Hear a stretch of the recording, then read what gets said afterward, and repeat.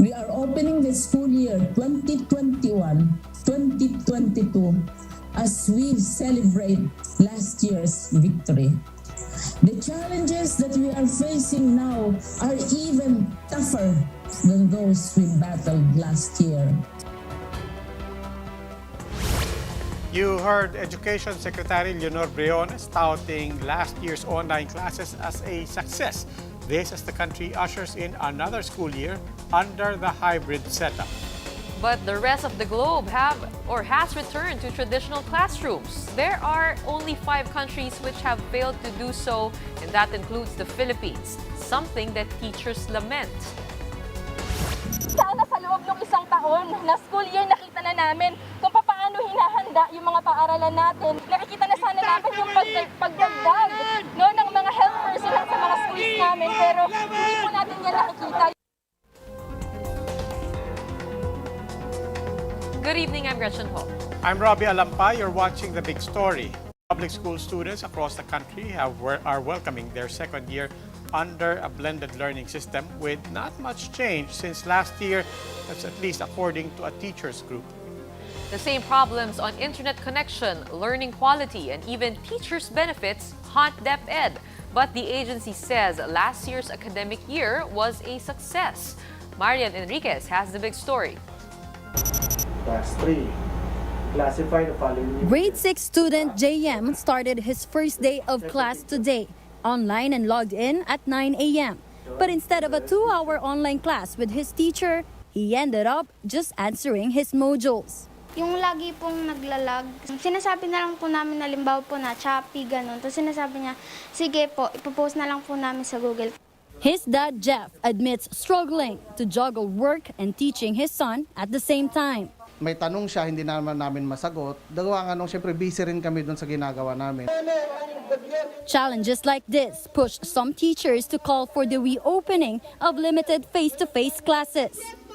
The Alliance of Concerned Teachers protested against the government's apparent lack of plan for the safe reopening of schools. Like health workers, they also want their benefits like overtime pay and internet allowance released. Sana sa loob ng isang taon na school year nakita na namin kung paano hinahanda yung mga paaralan natin.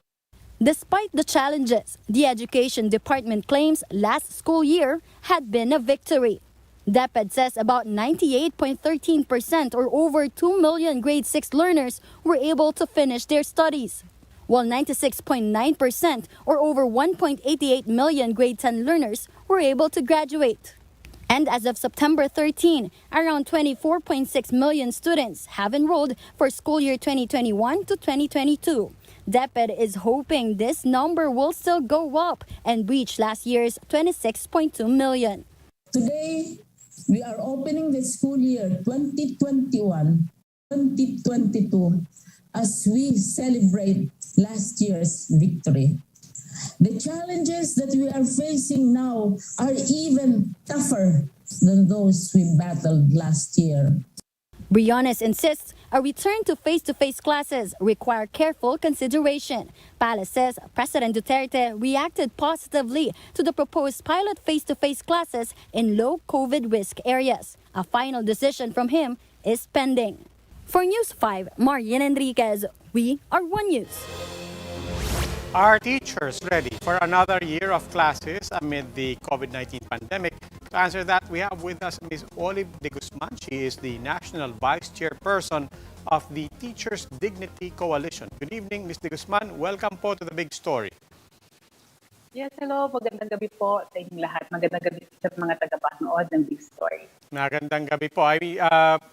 DepEd Secretary Leonor Briones is using words like success and even victory to describe the past school year. Now, I mean, in all fairness, we have gotten this far. Talagang mahirap talaga. But what words would you use, ma'am, to describe last school year?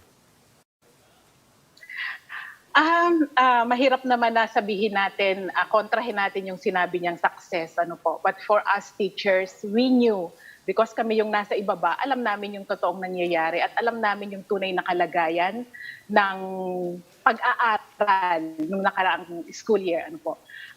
Success marahil dahil ito ay naitawid, no? Na Pero yung quality ng education na gusto nating ipakita at ihatid sa ating mga mag-aaral ay marahil ay hindi ito na nakuha. No? Kaya nga, ang gusto sana naming mangyari, no, sa Teachers Dignity Coalition ay bigyan ng masusing pag-aaral ng Department of Education kung ano ba talaga ang resulta, no, ng school year nung nakaraang taon. Kasi hindi naman nila nilabas. Ano ba ang resulta nito based doon sa mga mag-aaral na natapos, no, nakatapos ng kanilang level for the last school year. So wala hindi naman nila sinabi kung ano ang naging resulta nito. Kung kayo po magbabalangkas, what has changed or what has not changed from last year to the start of this school year? Okay, so last year, masyadong busy ang mga teacher, hindi ready ang mga modules. As to this year, kahapon, Sunday, magbubukas tayo ng klase today, pero ang mga modules ay hindi pa rin nakarating, no, sa kanya-kanyang mga eskwelahan. May mga nakarating, no, may mga eskwelahan na meron, pero marami pa rin mga eskwelahan na hindi narating ng mga modules na kailangan nila para sa pagsisimula ng klase. Okay, maraming salamat po. That was Olive de Guzman, National Vice Chairperson of the Teachers Dignity Coalition. Like what we had mentioned earlier, the Philippines is one of only 5 countries in the world that have yet to resume face-to-face classes since the start of the pandemic. What's worse, according to UNICEF, the schools around the world only closed for 79 teaching days last year. The Philippines closed schools for an entire school year. Other countries that have yet to reopen schools are Bangladesh, Kuwait, Saudi Arabia, and Venezuela. Vaccine Chief Carlito Galvez says the government is looking to vaccinate around 20 million children so the country can start its pilot testing of face-to-face classes. But Galvez has yet to reveal any timeline for any such planned inoculation of minors. These are the other big stories tonight. More than half of DOH hospitals in Metro Manila are either at critical level or past full capacity. Over in the south, Davao City is already setting up a mass grave to handle COVID deaths. Close to 86% of the samples tested in the recent round of genome sequencing were positive for the Delta variant. This pushes total Delta count to more than 2,700, but actual numbers may be far higher. And he dreamt it, and he got it! John Arcilla becomes the first Filipino to win Best Actor at the Venice International Film Festival. His next dream? Star in a Hollywood flick. These big stories after the break.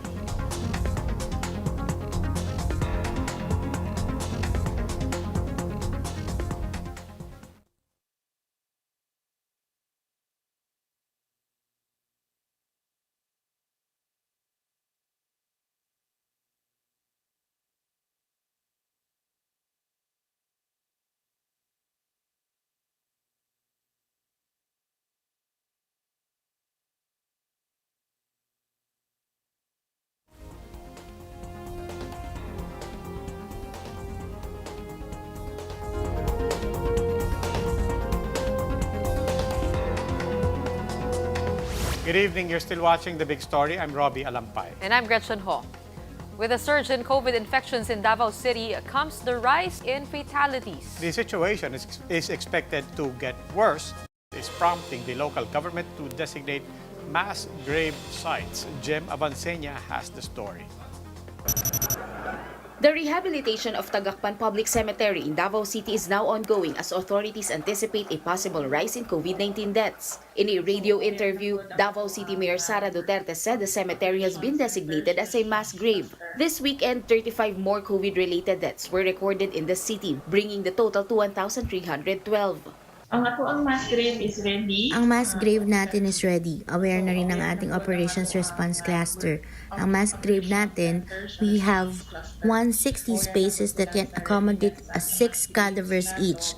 So 960 yung kaya i-accommodate. The city continues to be a hotspot for COVID-19 cases as active cases remain at almost 9,000. The Southern Philippines Medical Center has been overwhelmed with COVID patients. A photo sent to News 5 shows some patients staying in a COVID-19 step-down facility after being discharged from hospitals. One of them is Rudy Daño, who said most of the patients have recovered but are still under monitoring. Some barangays in Davao City are also facing difficulties due to the delays in transporting COVID patients. Crowded na kasi kaya yung iba nasa bahay na lang. Sa awa naman ng Diyos, survivor na ngayon. Gumaling na lang, di pa nakuha. Pero minomonitor naman namin. Davao City is now ramping up its vaccination drive, with city councilors rolling out mobile vaccination efforts for easier access to residents. However, misinformation remains to be biggest obstacle for its smooth implementation. Usually, ma'am, mga fake news, no? Matawa ka sa mga misinformation and na kumakalat. Nandun yung mga sabi-sabi na kung mabakunahan daw, magiging zombie. Iba din ang fear nila na baka yung needle daw aabot na sa buto. Hindi naman. So kailangan paigtingin pa ang education and information sa vaccine. For News 5, Jem Avancenia, we are One News. Back here in Metro Manila, the Philippine General Hospital still has hundreds of patients waiting to get admitted, even if it's already full house. Experts are hoping that the upcoming granular lockdowns would somehow soften the blow on the healthcare system. Mobile journalist Jacob Lazaro gives us a front seat to the story.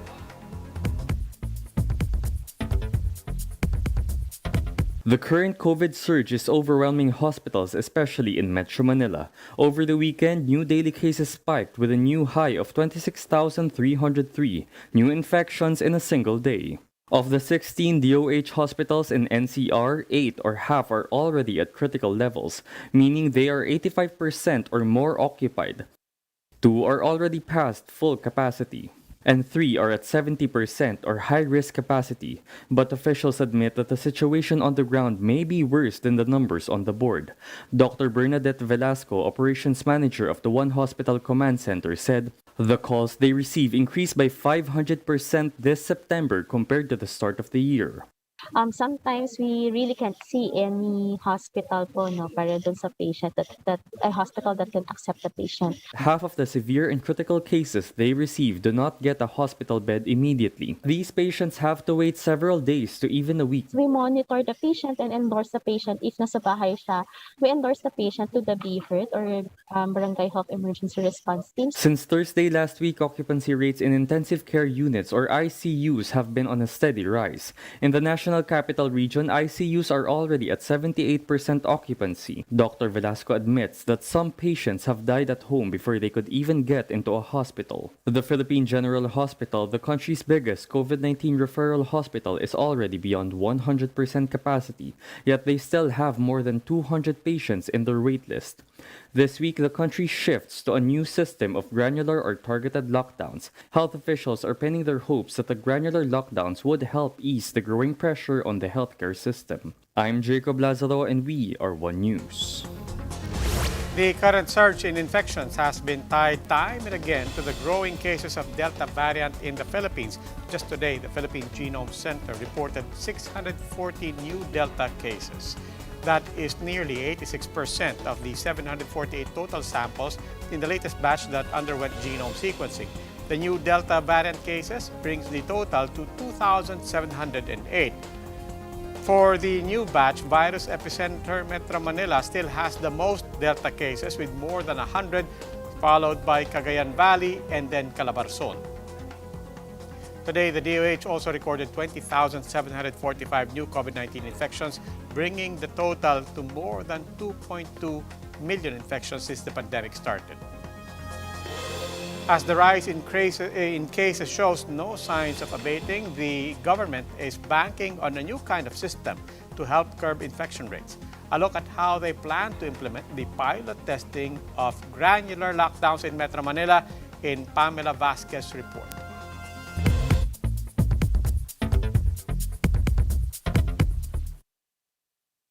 After a year and a half of on and off nationwide lockdowns, the country's COVID-19 task force has decided it's time to change strategy. From September 16, Metro Manila will be the testing ground for just 2 classifications, ECQ and GCQ with 4 alert levels. There are key differences. The task force says it will reserve ECQ only for worst-case scenarios. As much as possible, we will avoid the severe hard lockdown. The other difference is, of course, the alert system, which officials says will be similar to typhoon warnings. That system is based on what they call the 3 Cs. Number one, it is the closed space. These are the restaurants, the gyms. Number two, the crowded areas, the religious masses, the concerts, etc. And number three, the close contact, the sports, personal care, spa, etc. The new system shifts the burden to the LGUs, who will be in charge of enforcing the quarantine. These granular lockdowns will last 14 days and can be imposed on an area with no prior announcements. The LGUs are also in charge of distributing food packs to affected areas. Mas alam ng ating mga pinunong lokal ang mas angkop at mas epektibong hakbang para sa kanilang mga nasasakupan.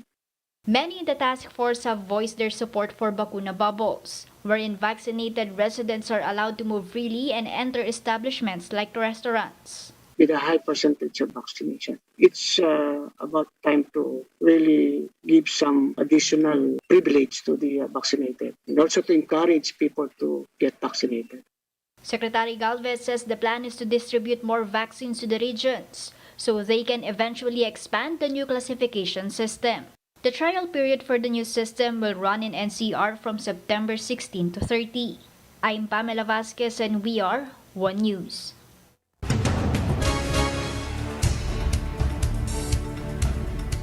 As Typhoon JOLINA and Typhoon KIKO exited the Philippine area of responsibility, it also left heavy damages and fatalities in the extreme northern part of Luzon.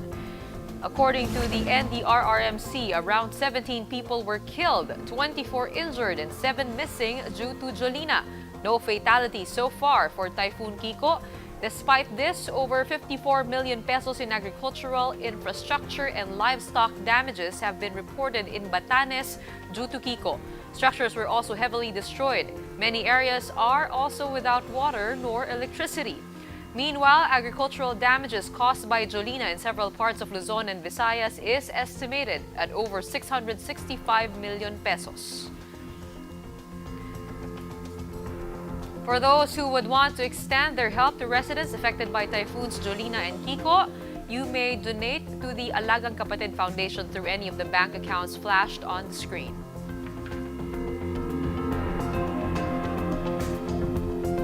Time for another quick break. When we return, the Duterte's regional party is not letting up. They call on the president to back out of the VP race to make way for her daughter's presidential bid. And we all know of his caliber as an actor, but this time he captured the international scene. John Arcilla becomes the first Pinoy actor to win at the Venice International Film Festival. His interview after that historic win right after the break.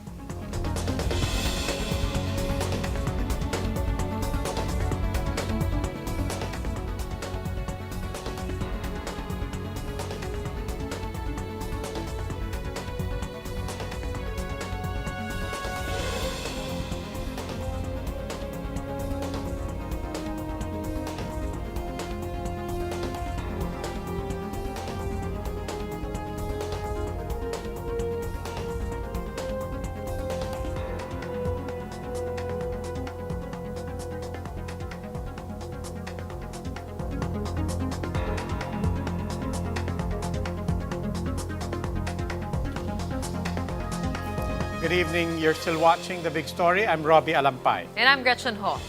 The Hugpong Para Kay Sara movement is urging Davao City Mayor Sara Duterte to still run for the presidency next year. To make that happen, they're calling on her father to back out of the vice presidential race. Sonny Esguerra reports.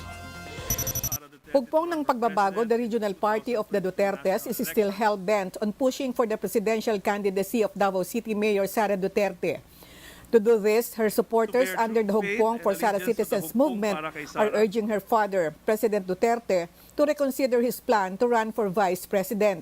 Ang Hugpong po ng Para Kay Sara continues to receive members who are really advocating for Mayor Sara to run. Doon po, through this organization, the Duterte family has an agreement Only one member can run for a national post in 2022. The Patriarch's decision to accept Speedy Palaban's nomination means the younger Sara can no longer run. But should the President give way and open doors for Sara's bid for the presidency? Hugpong ng pagbabago says the logical choice to be her running mate would be former Senator Bongbong Marcos. Yung North tsaka South. So that is a proven formula. But I guess, in my own opinion, the most logical choice for that position is BBM, Bongbong Marcos. But let us bear in mind that the task at hand of HPS is to convince or to reconsider for the good mayor to reconsider her decision. But the camp of Mayor Sara says it's time to move forward, but still hinted at a possible run. As she said, while there is life, there is hope. Political pundits tell One News, the chiefs, that a four-way race for the presidency is likely to happen next year. They believe it will boil down to a fight between one admin candidate, one opposition, Senator Manny Pacquiao and Senator Ping Lacson. I'm inclined to agree only with what Din Tony said. No? I don't think it's going to be a one-on-one. It would be at least 4. Ang tanong dito kung seryosong kandidato yung iba.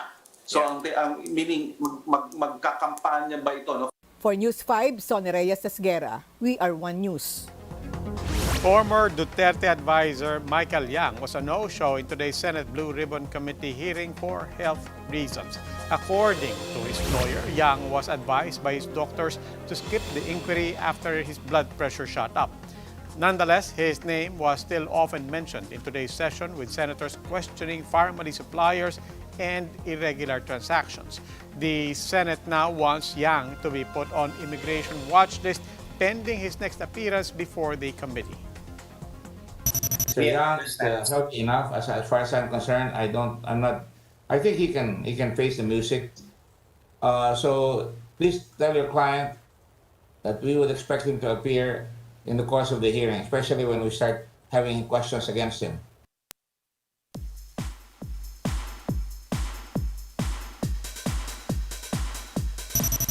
If there's one thing that I regret tonight, it's the fact that I will not be able to see my picture there, kissing my own Volpe cup.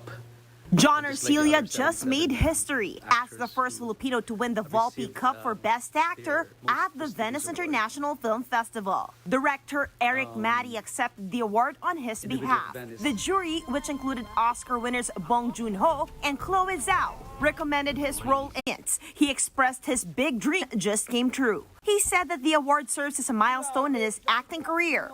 That is one of the most parang pinaka-extreme na dream ko nung sabi ko, because that cup, di ba usually pag cup it's about being a victor, it's about being a champion. In jest, he made another manifestation, and that is to star in a major production in the West.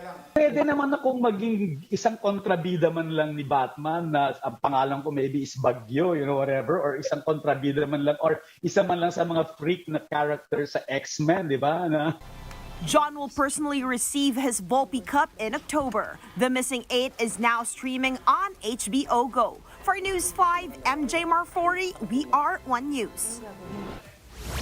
I got goosebumps listening to him. Talagang saludo ka dyan. Tsaka kay Director Eric Matty, congratulations to everybody yung OTJ. I'm a big fan. In fact, in-upgrade ko yung signal ko para may access ako sa HBO Go to make sure that I can catch it. Ako rin, actually, kakasubscribe ko lang din. On the job, Missing 8. But, I hope, he opens more doors for other Filipino actors to get discovered. We're so happy that, we're getting recognized on the international scene. Apart from John Arcilla, EJ Obiena also set a new Asian record in pole vaulting.